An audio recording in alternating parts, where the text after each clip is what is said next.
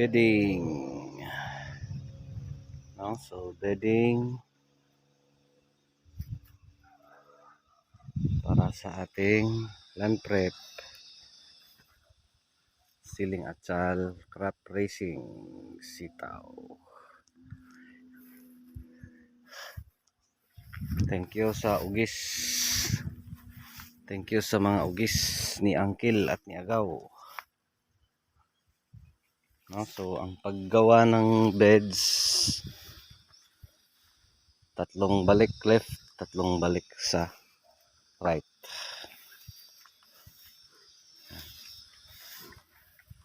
Shout out sa kalabaw na ugis ni Agaw. At saka shout out sa kalabaw na ugis ni Uncle.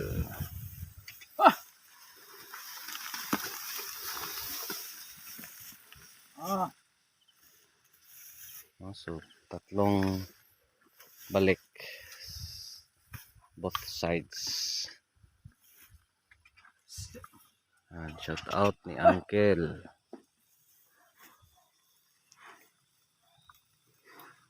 Oh, tumban akong kuhan. Akong drip. Hapit yun. Tabunan naman Uncle.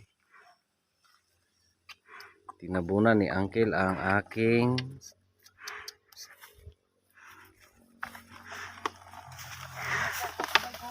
stilan. Yun na si Uncle. Mapay nalubong. Kagi ang kila ka. No, so salamat sa ugis ni Uncle. Salamat po. No, so again, yung paggawa ng beds dito guys,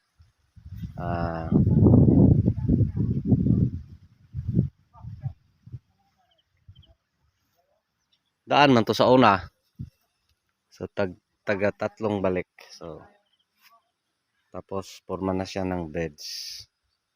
Tapos tabon yung mulch, recycled mulch, yung sobra ka butas-butas, papalitan natin ng bago. No? So practical tips paano mapadali yung pag-land prep dito gamit yung kalabaw. Once again, first nisprehan ng contact herbicides dito guys, naulanan to. Noel nag-spray. No? So spray ng contact herbicides, tapos baklas mulch, binunot yung ampalaya, binunot natin kahapon, no? Per schedule. Tapos araro ngayon. So the best pa rin yung makina, mas madali, no? Pero dito sa kalabaw mas madali naman kasi sanay na kami, no? So yan, pangalawang balik. So yung finish output ay ganito na yung mukha. Beds na siya. Nakasya na yung 1.2 meter na mulch. Yan na yung finish. Tatatlong balik. Dito rin yung finish.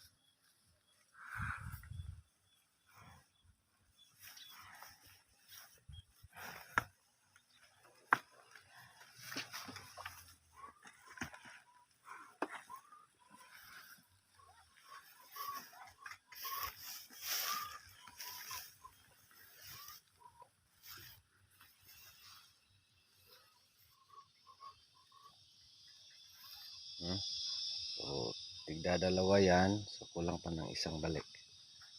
So yan yung pag-land prep natin. So next again, part sa SOP, spray ng asin at saka chlorine sa beds before magtabo ng mulch. As part sa ating SOP, lalo dito, no? Dating ampalaya. So kailangan. No? So yung Ito yung mga banting natin guys, puputol. Side by side. So kabilang side, pagbalik kabilang side.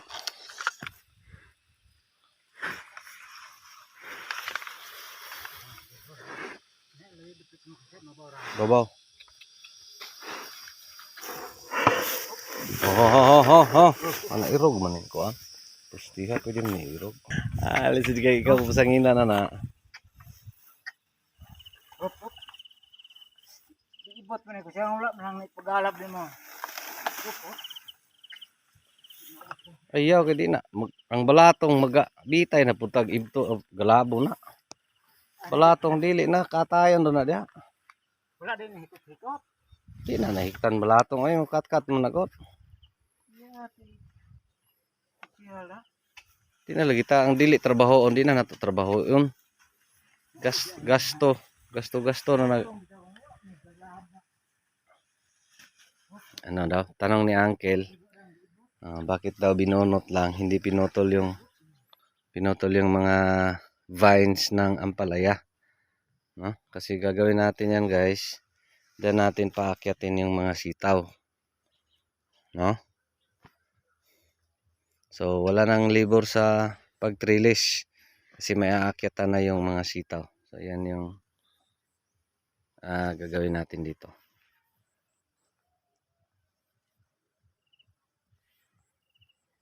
Tapos lipat ako doon sa kabila. Lagay kami ng plastic mulch doon para sa land prep ng ampalaya. Yan. Final. Si Uncle. Yan rape. Kalabang ugis ni Agaw. Lord. Ay na to.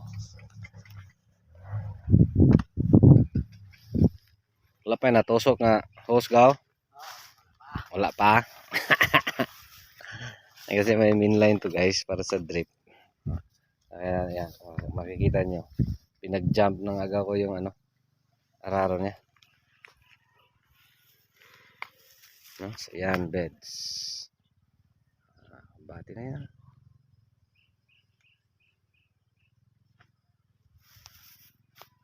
No? So yan yung pag land prep natin. May tanong, kailangan ba talaga araruhin? Again sa atin guys, the best pag araruhin, no?